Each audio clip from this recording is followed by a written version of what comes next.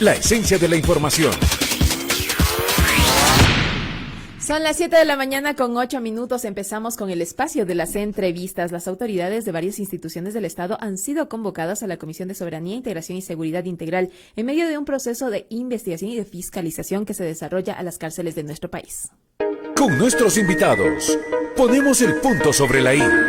Y a esta hora de la mañana queremos agradecer, ya se encuentra conectado a través del Zoom, el asambleísta y presidente de esta comisión. Hablamos de la Comisión de Soberanía, Integración y Seguridad Integral de la Asamblea Nacional, el legislador Ramiro Narváez. Asambleísta, ¿cómo está? Muy buenos días, bienvenido a los micrófonos de la radio.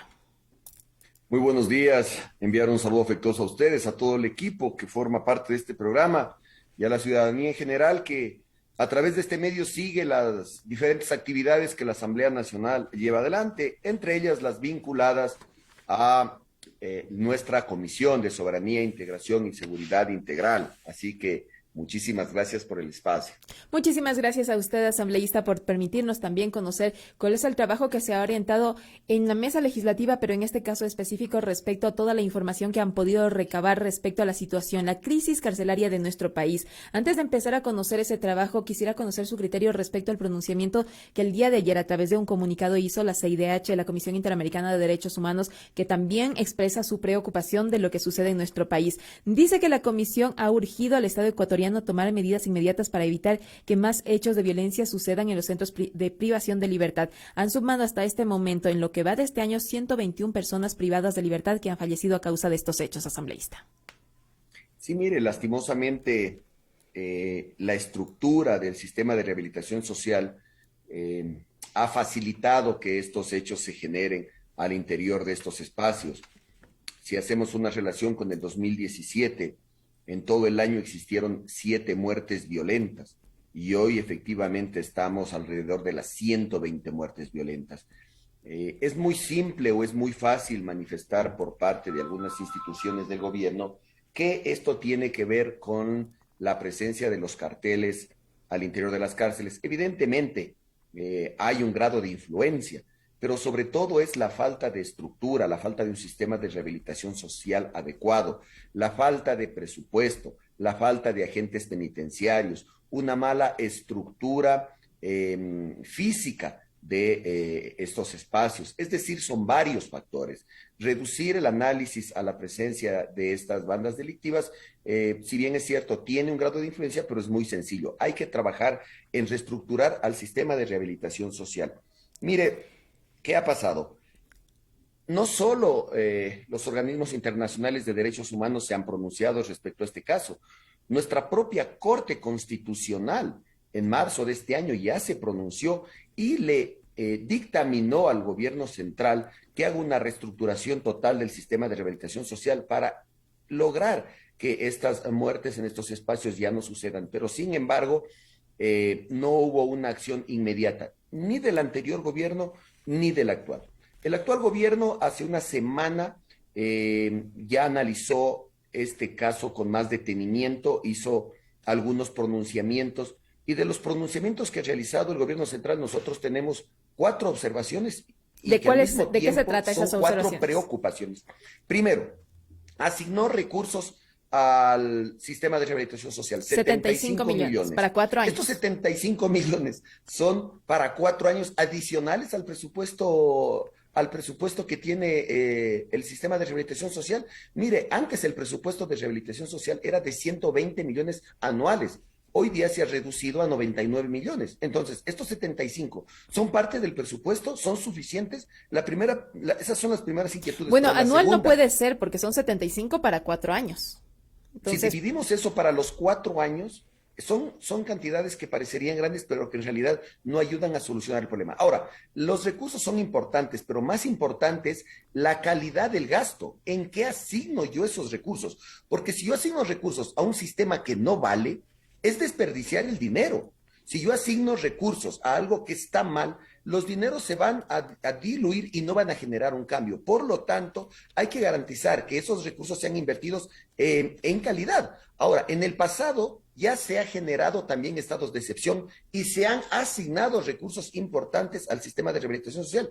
¿Qué pasó con esas inversiones? ¿Fueron suficientes? ¿Fueron importantes? ¿Generaron un cambio? La primera Parecería que no, asambleísta, porque finalmente usted nos mencionaba, en 2017 se registraron 7 personas privadas de libertad fallecidas y en el 2021 son 121 según la Corte Interamericana, la Comisión Interamericana de Derechos Humanos. Asambleísta, a propósito de lo que usted mencionaba, haciendo un paréntesis, estos recursos que ha dado a conocer las autoridades la semana pasada van a estar destinados a este plan de reestructuración, no construir más cárceles es lo que han dicho las autoridades, sino que potenciar las que existen, construir incluso dentro de estas que ya existen, mejorar el sistema de vigilancia, las capacitaciones, y se ha tomado en cuenta incluso a las Fuerzas Armadas para este tipo de capacitaciones. Pero además se decía construir una pequeña cárcel de máxima y otra de máxima seguridad. ¿Cómo se ve esto? ¿Es posible que esto podría reducir el impacto de esta crisis carcelaria que se registra, que las muertes violentas que se registran disminuyan o simplemente desaparezcan? Hay varios factores que se deben tratar en este proceso de reestructuración. Uno de esos, evidentemente, es replantear la estructura física de las cárceles. Hoy día, en los mismos espacios físicos, tenemos a aquellos detenidos de la libertad que entraron por delitos menores junto a aquellos que están por delitos mayores. Cuando una persona que comete un delito menor entra a estos espacios, ¿qué le toca? Salvaguardar su vida. ¿Cómo lo hace? Aliándose a una de estas organizaciones. Esta vinculación se convierte en una alianza o una lealtad a estas organizaciones.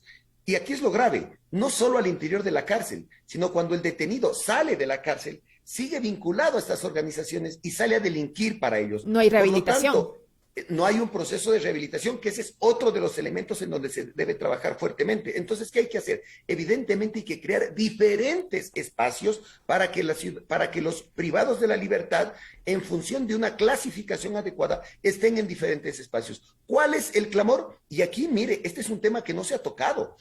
Hay una gran cantidad de personas privadas de la libertad que están asustadas porque ellos no tienen nada que ver con los actos violentos y están expuestos a que su vida cualquier rato sea terminada, sean asesinados. Están en medio del fuego cruzado de un grupo de personas violentas que sí están activos en estos actos de ataques que se dan al interior de las cárceles. ¿Qué pasa con las personas que lo único que desean o lo único que están haciendo es pagar su pena por haber cometido un delito? Entonces nadie está pensando en los que son víctimas del fuego cruzado, porque del 100%, un 10% serán aquellos que están participando de estos eventos. Por eso, nuestra segunda preocupación y nuestro segundo planteamiento, que ya lo hemos hecho a la Presidencia de la República, es una reestructuración del sistema. Y esto debe ser acompañado de una adecuada política pública. Entonces, este elemento que le comento a usted respecto a los que son víctimas del fuego cruzado, nos lleva a la tercera preocupación y al tercer elemento, que es los derechos humanos. Los derechos humanos usted planteaba, pero también dentro de una entrevista que yo le escuchaba que usted decía, es que se hablaba acerca de que el SNAI dice que sí tiene a su cargo el tema de las cárceles, sin embargo que se trata del directorio del organismo técnico el que debería tener la responsabilidad de la rehabilitación social, pero tampoco los derechos humanos se ha garantizado dentro de los centros de privación de libertad. Las personas privadas de libertad no registran estos derechos humanos, pero también hay cuestionamientos externos en donde se dice que sí tienen más derechos humanos las personas privadas de libertad que los mismos ciudadanos que están fuera. Sí, mire, usted ha tocado varios elementos que son fundamentales. El primero, el directorio del organismo técnico, que es la máxima autoridad del sistema de rehabilitación social, necesita un presidente y ese presidente debe ser nombrado por Guillermo Lasso. Lastimosamente aún no lo ha hecho. En el exhorto que nosotros le enviamos hace muchas semanas al presidente de la República, le planteábamos que debe nombrar el presidente de ese directorio, porque el SNAI es un elemento más del sistema de rehabilitación social, pero se necesita la cabeza. No se puede cargar toda la responsabilidad al coronel Fausto Cobo ni al SNAI. Hay un sinnúmero más de organizaciones que deben estar presentes en la reestructuración. Y usted manifestó también el tema de los derechos humanos. Mire, yo quiero ser claro en esto porque he recibido también algunos comentarios de la ciudadanía y dicen, miren, no nos preocupemos de las cárceles. Ahí están personas que nos han robado, que han asesinado, que han entrado a nuestras casas, que se han llevado nuestros celulares, nuestros artículos, nuestros vehículos. Tienen razón y por eso están pagando una pena. Pero miren, las condiciones en las que están son deplorables. Hay un hacinamiento absoluto, no hay proceso de rehabilitación social. Pero mire, lo más grave frente a esas inquietudes de la ciudadanía. En Ecuador no hay cadena perpetua. Tarde No. o temprano, los 40.000 privados de la libertad van a salir otra vez a las calles. Y yo le pregunto a usted, si no fueron parte de un sistema de rehabilitación social mientras pagaron su pena, ¿a qué van a salir a las calles nuevamente? Asambleísta. ¿Hacer un aporte a la sociedad? ¿O hay una alta probabilidad de que vuelvan a delinquir si no garantizamos procesos de rehabilitación adecuados? Cuando salgan a las calles vamos a tener más violencia, más asaltos, más robos. Por lo tanto, este es un tema de seguridad nacional. ¿Se puede rehabilitar a una persona? Y hablo de una persona, pero los casos son varios los que se ha podido observar dentro de las cárceles, que mata de la forma como se ha podido observar, asesinan a los privados de libertad, cortan sus cabezas, sus extremidades, los exponen, utilizan como un balón de fútbol las extremidades. ¿Se puede rehabilitar a ese tipo de gente? Miren, ahí tenemos nosotros reuniones con varios expertos en este tema. Y yo voy a decir algo que realmente me duele. Ellos manifiestan que hay un porcentaje de personas privadas de la libertad que no pueden ser rehabilitados. Y justamente son aquellos que cometen estos actos. ¿Qué se La debería hacer, por probabilidad- ejemplo, con esa gente? Porque como usted bien menciona, no hay cadena perpetua en nuestro país y algún momento van a salir a las calles nuevamente y se generará otro problema posiblemente. Tal vez la gente que ya se rehabilitó podría ser nuevamente convocada por esta gente y no por deseo, sino por temor. Exacto, eso es lo que está sucediendo al interior de las cárceles.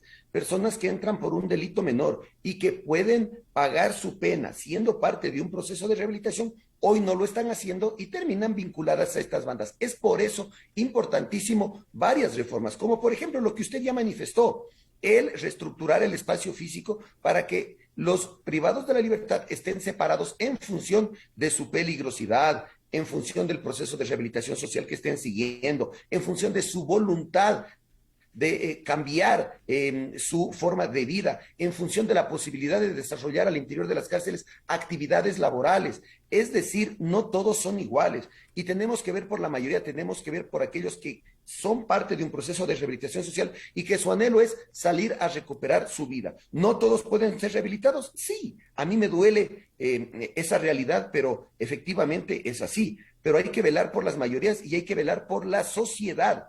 Si nosotros no garantizamos estos procesos de rehabilitación al interior de las cárceles, luego de varios años va a haber una amenaza muy grande en la sociedad. Por eso nuestra preocupación de intervenir en el sistema de rehabilitación social, por eso nuestros aportes al Estado. Y mire, nosotros podemos hacer muchos diagnósticos y muchas reflexiones, y sin embargo, las cosas no han cambiado.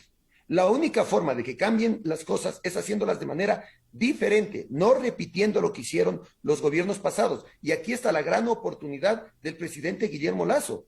Yo he visto ya algunas iniciativas. En la rueda de prensa estuvo presente la Secretaría de Derechos Humanos, que me parece un avance importantísimo, porque recordarán que en las comparecencias en la Asamblea manifestó no tener competencias respecto a los derechos humanos al interior de las cárceles. Me dio mucho gusto verla en la rueda de prensa a la señora ministra de la Secretaría. He visto a la ministra de Justicia, perdón, a Alexandra Vela, a la ministra de Gobierno, también tomando el tema con mucha seriedad, y he visto la predisposición del coronel Fausto Cobo. Entonces, esa buena voluntad tiene que transformarse en acciones. La Asamblea Nacional, que es una institución que ha actuado con responsabilidad, ha realizado varios procesos de fiscalización. Ustedes han sido testigos que hemos llamado a las autoridades del gobierno central, a los sectores vinculados con el sistema de rehabilitación social, a expertos con el tema, al sistema judicial, a los familiares de los PPLs.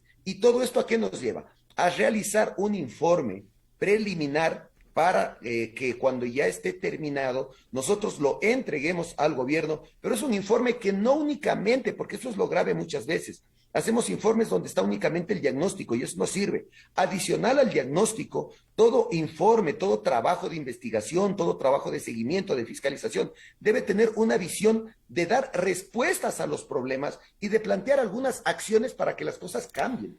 Porque si únicamente diagnosticamos, pero no planteamos nada, la situación va a seguir igual. Asambleísta, dentro de este informe, dentro de este análisis, también se ha analizado, valga la redundancia, esto que incluye en este plan de reestructuración anunciado por las autoridades, el convenio con las fuerzas, con la Escuela Politécnica del Ejército y las Fuerzas Armadas para que a través de servicio militar voluntario se seleccione el talento humano para conformar el cuerpo de agentes penitenciarios. ¿Es viable? ¿Se enmarca dentro de los derechos humanos que gente que forme parte del servicio militar voluntario pase a formar parte después de los centros penitenciarios del país? Mire, a ver, la fuente o el origen de donde vengan los prospectos para agentes penitenciarios es indistinta. O sea, no solo porque alguien realizó el servicio militar, eso puede garantizar que sea un buen agente penitenciario. O sea, tienen la alternativa y claro, han recibido instrucción militar. ¿Pero estarían capacitados? No, por eso le manifiesto, eso no es una garantía para que sean agentes penitenciarios. Tienen algunas condiciones adicionales como físicas, alguna preparación en temas militares, está bien, pero aquí lo importante es que los procesos de selección, entre otras competencias, lo primero que garanticen es la ética y la honestidad. Hay muchas herramientas que en la empresa privada se utilizan con mayor frecuencia para determinar el grado de honestidad que puede tener un funcionario cuando se lo contrata. Estas herramientas son muy prácticas y han mostrado mucha eficiencia. Ahora, claro, hay otras competencias, pero para mí, en estos momentos, la principal es medir el grado de honestidad que puede tener la persona que se lo contrata. Luego de eso, evidentemente, tiene que haber un proceso de selección adecuado, pero también un proceso de formación adecuado para que sepan cómo actuar, cómo responder, cómo llevar una relación armónica y de control a los PPLs y sobre todo que tengan las herramientas necesarias para llevar adelante su trabajo.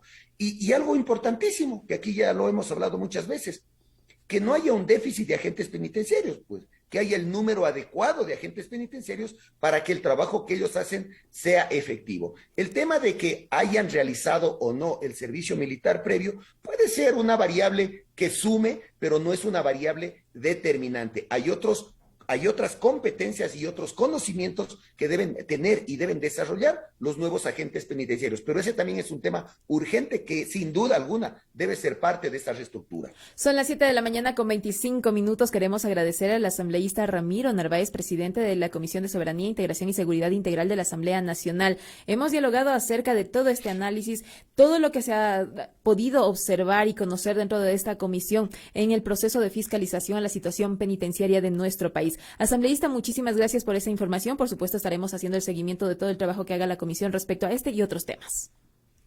Muchísimas gracias a ustedes por el espacio y aquí lo importante es que la ciudadanía conozca no solo que esta comisión, sino que toda la Asamblea Nacional a través de sus comisiones está realizando un trabajo importante. Queremos enviar un mensaje al Ecuador de que esta Asamblea está haciendo un trabajo diferente y que en el corto y mediano plazo van a poder ver los resultados. Muchísimas gracias. Muchísimas gracias a usted, asambleísta. Son las 7:26 a.m. Usted escucha Voces en Acción, la esencia de la información. La radio de la Asamblea, con cobertura nacional.